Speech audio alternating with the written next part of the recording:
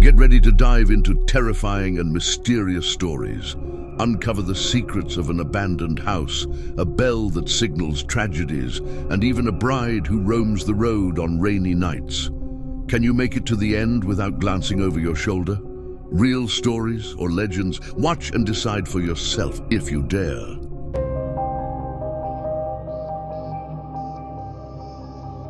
Story 1. The House on the Hill. When I moved to the small town, I was looking for a quiet place. The house on the hill seemed perfect. It was a bit isolated, but cheap and spacious.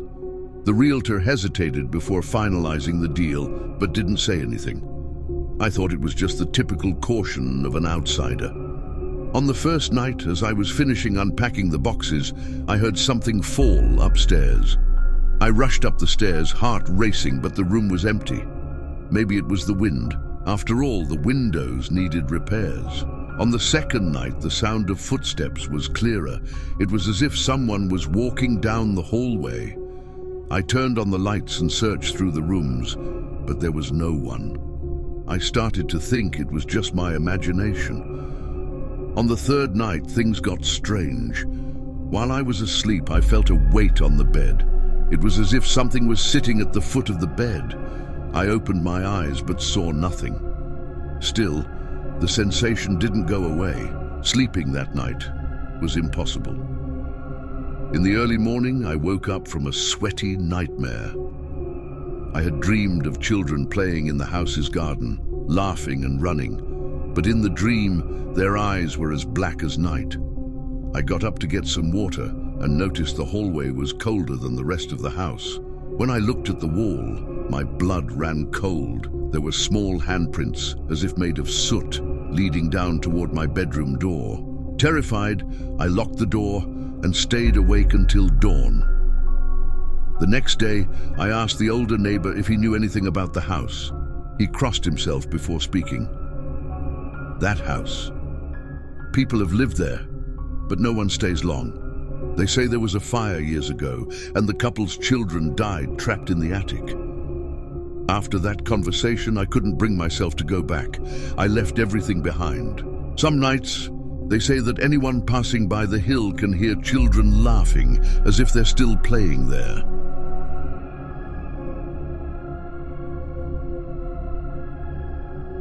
Story 2. The Bell of the Chapel. In my small town, there was an abandoned chapel at the top of a hill. It was a place everyone avoided, especially at night. They said that the bell, though rusty and with a broken mechanism, sometimes rang, but it only rang to announce tragedies. I had never heard the bell and thought it was all just a silly superstition. That was until one autumn night. I had been at a friend's house, and to shorten the walk home, I decided to pass by the chapel. It was dark, and the only light came from the moon. As I got closer to the chapel, the deep sound of a bell echoed through the night. 1 chime, 2 chimes, 3 chimes. It was impossible. Everyone knew that bell was broken. My heart raced, but I kept walking, trying to convince myself it was just the wind. Suddenly, I felt a presence behind me. I stopped and turned slowly. Nothing. But the air felt heavy, as if something invisible was there. I started walking faster, and the sound of the bell seemed to follow me, even though I was already far from the chapel. The next day, I told my grandfather. He turned pale and gripped my arm. "You heard 3 chimes? That's a bad sign. When the bell rings, someone in the town dies." That same week, the tragedy happened. Old Tiao, who ran the hardware store, was found dead in the river. People said he slipped and fell, but the current at that spot was too weak to have swept him away. Since then, I don't go near the chapel anymore, but sometimes, in the stillness of the night, I think I hear the bell again, 3 chimes, and I wait for the next announcement.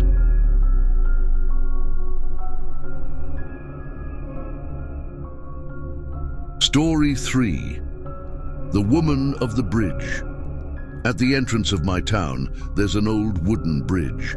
Few people use it because it's narrow and looks like it could collapse at any moment. They say that many years ago, a woman threw herself off the bridge after being abandoned by her husband. Her body was never found, but stories of her ghostly appearances lingered. One night, I had to cross the bridge. I had been at a friend's party, and on the way home, it was the quickest route to my house. The sound of the stream was loud, and the wooden planks creaked with every step I took. Halfway across, I felt a chill that made me stop. That's when I heard it. Footsteps behind me. At first, I thought it was someone from the party returning the same way. I looked over my shoulder, but saw nothing. I kept walking, but the footsteps continued. They sped up when I sped up. They slowed down when I slowed down. When I was almost at the end of the bridge, I suddenly turned around, and there she was. A woman, her white dress soaked through, her hair stuck to her face. Her eyes were hollow, and her skin looked gray. She raised her hand and pointed at me, as if blaming me for something. Frozen, I couldn't move until she vanished. After that, I ran home, almost tripping along the way. I told my grandmother the story, and she said something I'll never forget. Whoever sees the woman of the bridge is not safe. She only appears to those who are destined to suffer a fate like hers. Since then, I avoid going near the bridge. But every time it rains, I hear stories of someone swearing they've seen the woman. Is she waiting for another soul to join her in the river?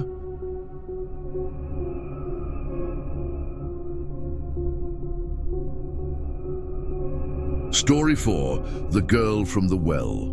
As a child, my favorite pastime was playing at my grandparents' house, which was located on a secluded farm. The land was vast, filled with trees and surrounded by stories. But there was one place everyone avoided, the old well behind the barn. My grandparents never explained why no one went there, but they always told me to stay away. Of course, like any curious child, one day I disobeyed. It was a sunny afternoon, and I decided to explore the well. It was deep, with damp stones and moss dripping down the edges. When I leaned over to look inside, I felt as if something was down there, watching me.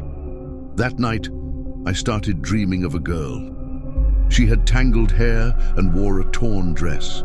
She always appeared near the well, calling me with her hand.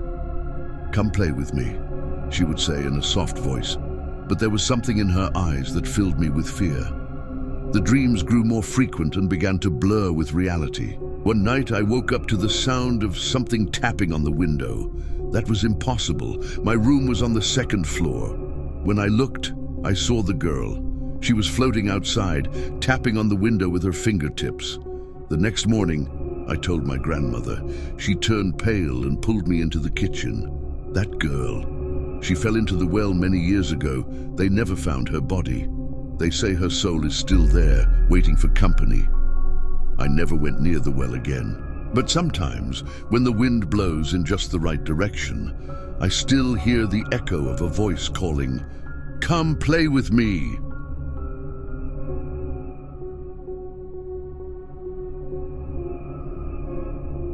Story 5, The Hangman's Path. In the small town where I grew up, there's a narrow path that leads into the forest.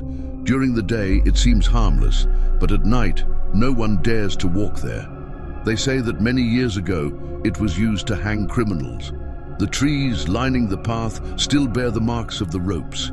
One night, on my way back from a party, I decided to take a shortcut through the path. I didn't believe the stories, and I was in a hurry. The wind whispered through the trees, and the ground was covered in dry leaves. My footsteps made noise, but then I noticed another sound. It was like the creaking of wood coming from the trees above. I looked up, and for a moment, I saw nothing. But then I noticed silhouettes gently swaying between the branches. They were bodies, men, women, even children.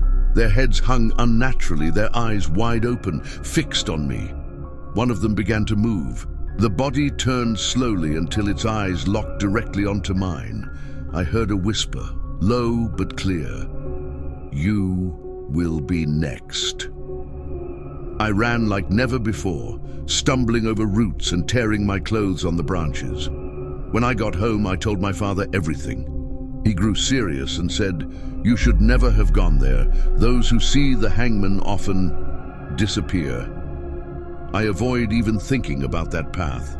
But sometimes, in the stillness of the night, I still hear the creaking of wood.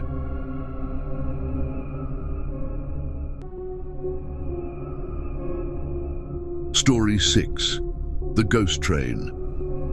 In my town, there's an old deactivated train line that hasn't been used in decades. People say that from time to time you can hear the whistle of a train coming from nowhere, followed by the sound of metal on the tracks. It's the ghost train, or at least that's what they say. One night, my friends and I decided to camp near the tracks to prove it was just a legend. We set up our tents and stayed up late, telling stories and laughing. Around midnight, the wind shifted. It grew colder and the air felt thick. That's when we heard it. The whistle was distant, but it was getting closer. The ground began to tremble, and we saw lights coming toward the tracks. The train appeared, old, rusty, but moving, as if it was still running. It passed by us as though we weren't even there, and inside we saw passengers. They had no eyes, just dark holes where their eyes should have been. They stared at us. When the train disappeared, the silence returned. We ran home without looking back. One of my friends fell ill for weeks after that. They say that anyone who sees the train is being warned that their time is coming.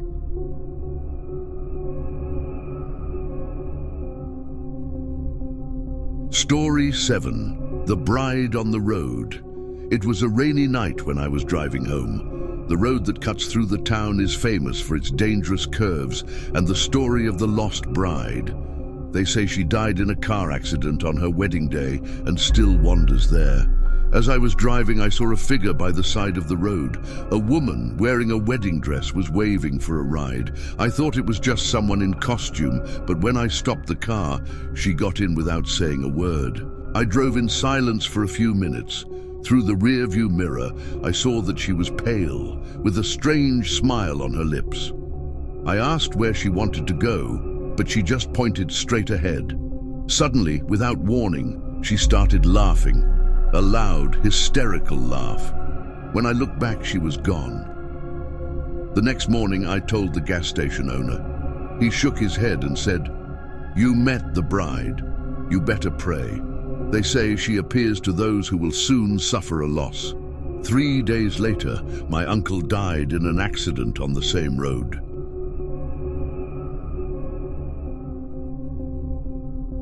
Story 8. The Faceless Priest. In the town where my mother was born, there is an old church, now closed and almost in ruins. They say that long ago, a priest was found dead at the altar, his face completely disfigured. No one knows how it happened, but since then the church has been abandoned. Once, when we were visiting the town, my cousin and I decided to explore the church. It was forbidden to enter, but we were young and curious. We climbed over the rusty fence and pushed open the heavy wooden door, which creaked loudly, as if warning us that we shouldn't be there. Inside, everything was dark and damp. The smell of mildew was strong, and the sound of our footsteps echoed. We approached the altar, where remnants of candles and broken statues still lay. That's when we heard it, footsteps coming from behind the altar. We looked at each other, unsure of what to do. Suddenly, a figure appeared. It wore the clothes of a priest, but its face didn't exist. It was just a patch of shadow with no eyes, nose, or mouth. It pointed at us and began walking toward us without making a sound. We screamed and ran out.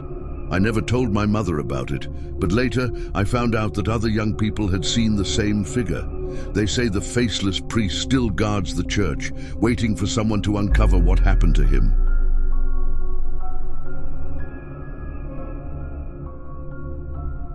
Story 9.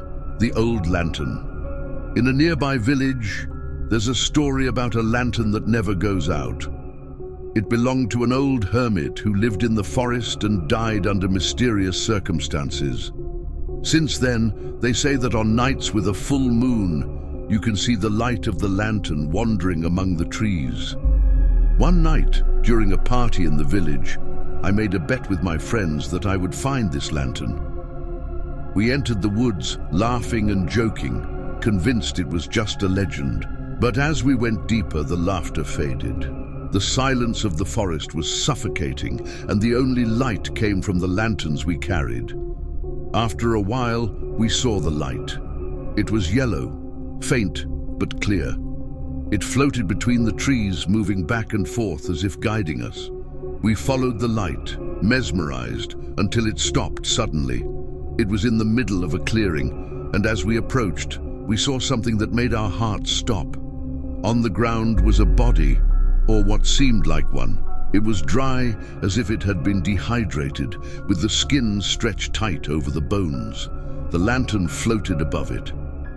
Then we heard a whisper. "You shouldn't be here." We ran back to the village, but no one believed us. That night, I had a dream. The old man with the lantern appeared and told me, "If you return to my forest, you won't leave alive." Story 10. The Mirror of the Red Room.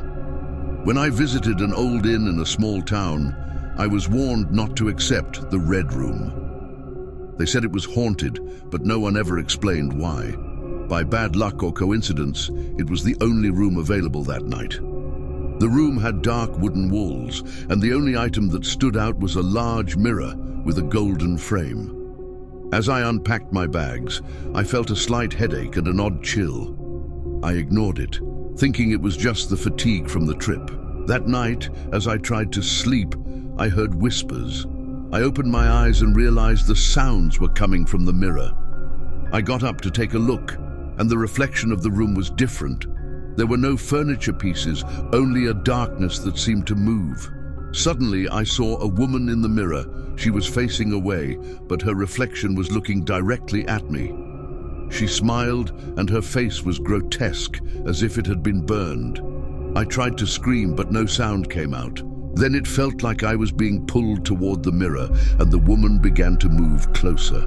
At the last moment, I stumbled and fell to the ground, far from the mirror. I left at dawn and never returned. I asked the innkeeper about the Red Room, and he told me that years ago, a woman had died there in a fire. Since then, no one who stayed in that room had left without some kind of mark.